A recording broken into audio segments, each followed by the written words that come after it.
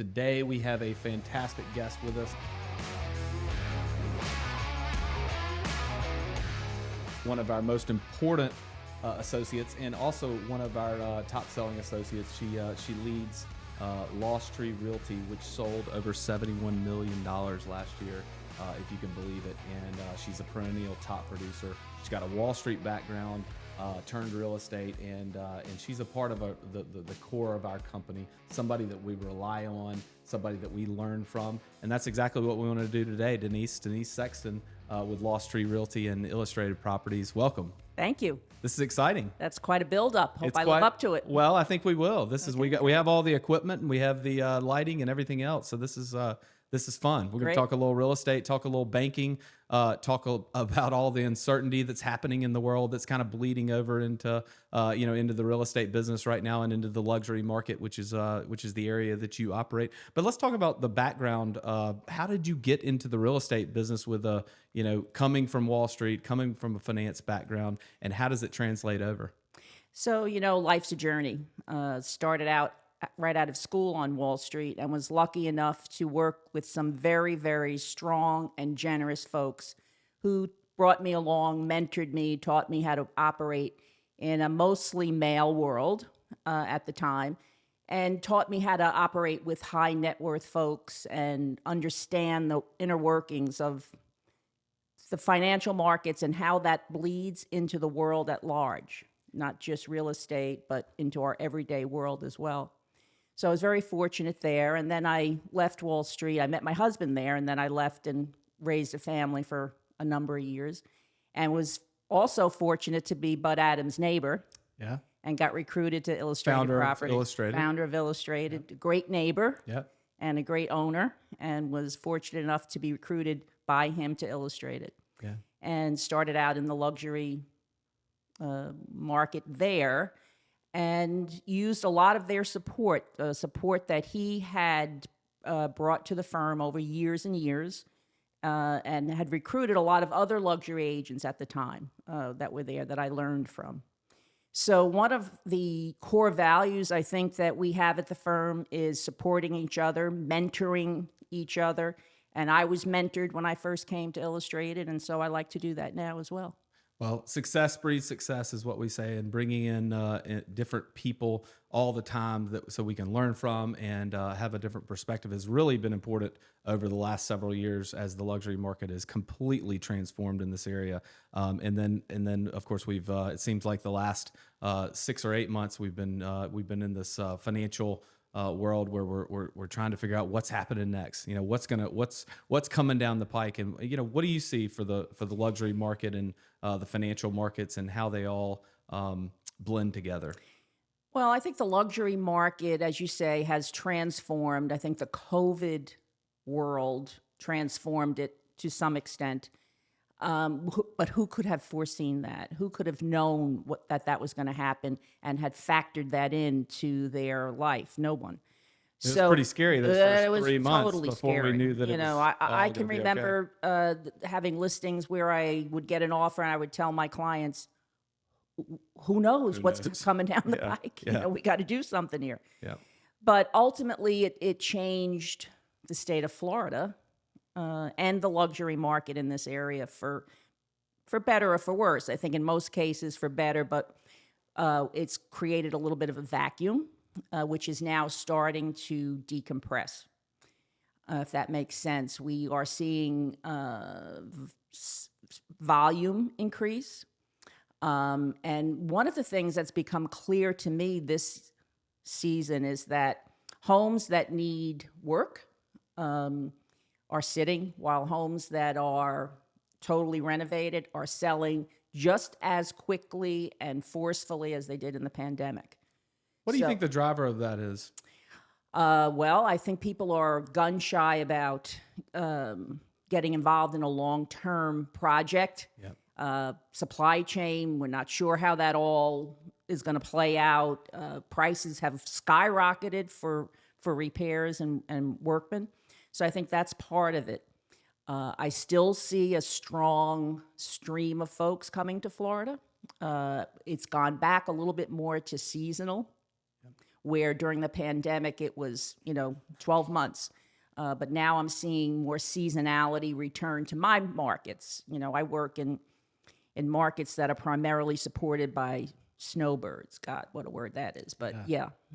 So I'm seeing a little more seasonality return to my market.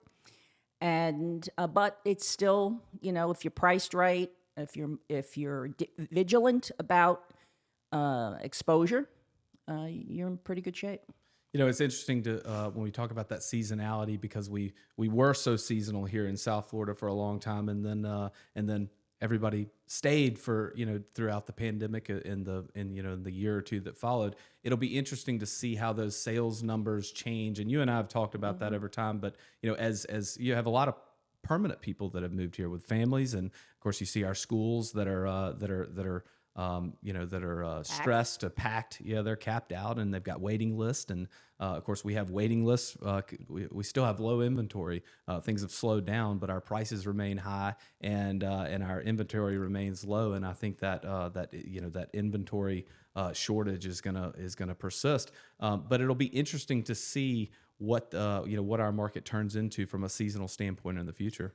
I think it's hard to overlay that seasonality versus 12 months on the entire market. Right. I think if we tracked where those young families with kids in schools went, those would be the areas that will have a longer playing time.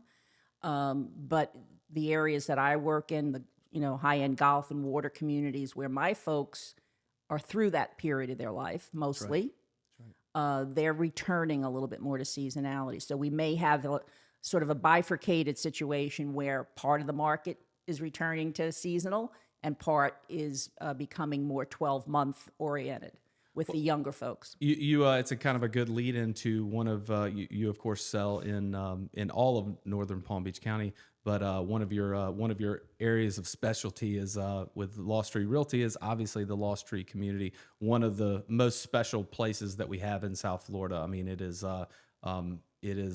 spectacular just from an amenity standpoint, from the quality of the product, from the people, just a bunch of wonderful people that live in there. Talk about Lost Tree and what it's meant to your business over the years. Well, it's interesting because with my background on Wall Street, there's a lot of overlap. Yeah, sure. Between communities like Lost Tree and Jupiter Hills. A lot of Wall Street people and heads of companies and former Wall Street personnel that live in there. So a real fortunate part of my past was to be able to have the conversation in Wall Street speak, if that means anything to folks. And that's why my focus is always on what's happening in the broader monetary situation. So it's a micro macro situation where what's happening today and what's going to be happening 6 or 8 months from now. So that comes from my background. It has served me well speaking to the folks who are interested in and who want to be interested in Lost Tree. It is what we call the gold standard of gated communities because it's got one of the things that no other community really has is a beach club, beach access, and people love that. So it's just a great spot behind the gates. Well, you're obviously operating at a price point that's higher, than most sales associates out there, and most people in general. But you've got all this confusion going on in the world. You have uncertainty. You have the banking, I don't want to say crisis, but we have a lot of things. There's new news coming down the pike every single day. What are you telling your clients as they come into a market like this, or they're here and they're looking to upgrade or make a lateral move and make a change? Take your money out of the market and put it in real estate. And I'm not kidding. Yeah. I think that when you're in a situation where there's a lot of uncertainty in the financial markets, real estate is a good play. Real estate is a particularly good play in Florida right now. Sure.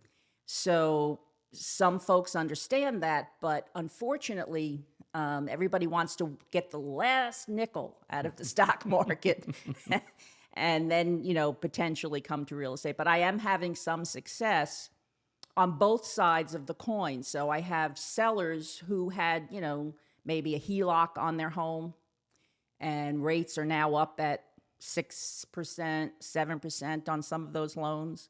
So they're saying, all right, well, I don't use this house, I'm going to list it and move on. And I've had some other folks who say, you know, there's a lot of uncertainty in the world, and that uncertainty is not just in the financial banking world, because that's pretty much played out. We know what's happening. Rates are going up, they're staying up. It's a return to a more normal rate environment. The last 10 years has not been a normal rate environment. Right. We're now returning to that, and it's painful. Yeah. So we know what's happening there. We don't know what's happening with some banks, like the one in California that had its issues. But for the most part, that's kind of in place. But we don't know, and what's happening in the world at large, you know, Ukraine, China, Russia, all of those things freeze people in place when they're uncertain, unfortunately. So I feel like the market has lost some velocity. There isn't 3 people interested in a property anymore. It's, you know, you find the one person who's interested in the property. So it's lost some velocity. It's not selling as quickly. But by and large, I think we're still in good shape. All it takes is that one. Yeah, absolutely. And we're trying to find that one and tell that unique story from each one of these properties. Well, you've got a new Fox News or CNN headline, you know, that's released every day, but it hasn't impacted our pricing yet, has it?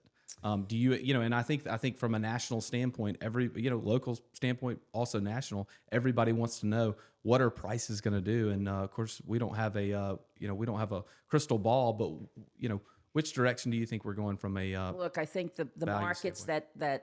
that rely heavily on mortgages are going to suffer. Yeah, and they could be off, you know, not a ton, because there's a lot of people in that realm. Sure. So they'll soften, but the cash market is pretty strong still.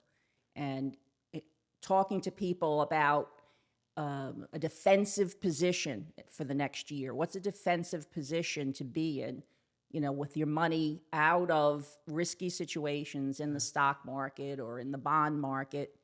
If you're owning bonds now and every other week there's a rate increase, you're getting killed. Yeah. So if you're pulling some of that money off the table and putting it into real estate, whether it's in a primary residence, a secondary home, or a rental home, you should be in pretty good shape until some of this settles into the marketplace and we understand a little bit more, you know, what's happening. So that's kind of what I've been talking to folks about. Be a little bit defensive. Be careful where you buy and what you buy, but it's a defensive position. Real estate is a defensive position in Florida right now.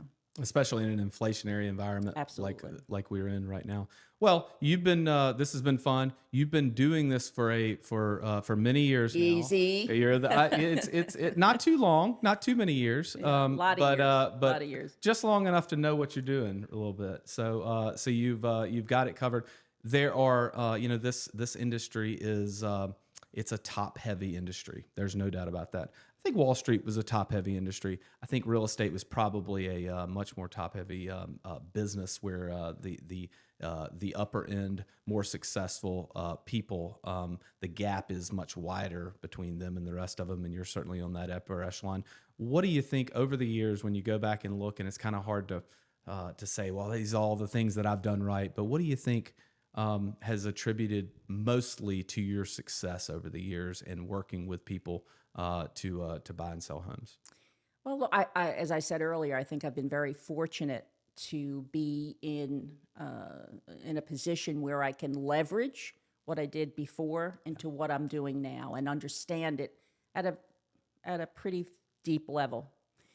But additionally, I think, most of the really successful agents that I come across and work with and see, the ones that are really successful really love the industry. Yeah. I think you have a lot of agents that show up and don't really understand what it takes, and don't really have a feel for people. It's a people business. So you have to really love what you're doing because it's not easy. And I think that's part of what separates a lot of unsuccessful people from successful people.